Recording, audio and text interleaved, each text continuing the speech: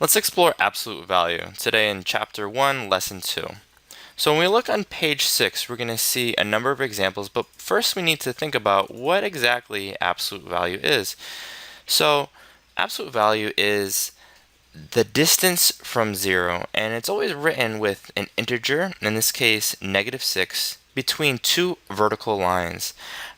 So we remember that we've got positive numbers and we've got negative numbers, and I'm going to show you right now how we're going to calculate the distance of -6 from 0. So very simply, we're going to start at 0, or we're going to count over to the -6 spot. 1, 2, 3, 4, 5, 6. And we know that we've arrived right there. And so the absolute value of -6 is simply 6. If we're looking at a different integer, if we're looking at, let's say, the absolute value of 3, we also have to start from 0. And when we do, we're going to count until we get to 3. And so we're going to count 1, 2, 3, and we've arrived. And so the absolute value of 3 is simply 3. Pretty easy, right?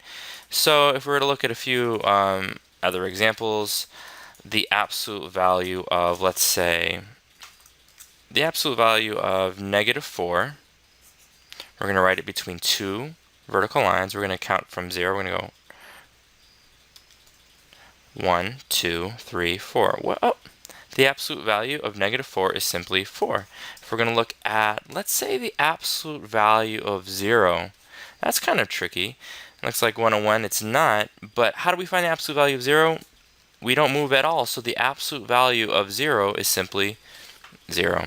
We're going to explore a few more of those together in class, but let's take a look at a few of the opposites of these integers. So to find an opposite, we need to first identify if it's positive or negative. So the opposite of -3 is what? It's going to be 3, because -3 is negative and the opposite is positive.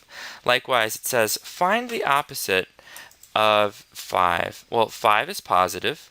The opposite is what? Opposite of positive is negative. So the opposite of 5 is -5. Today, what we're going to do is review these concepts on page 6. We're going to turn to page 7. As a class, we are going to try 1, 2, 3, and 4 together, and on your own, you're going to work on 1 through 20, and then with the partner, we're going to do our cooperative learning. If you have any questions or if you need any help about absolute value, which remember is the distance from 0, let me know. Good luck.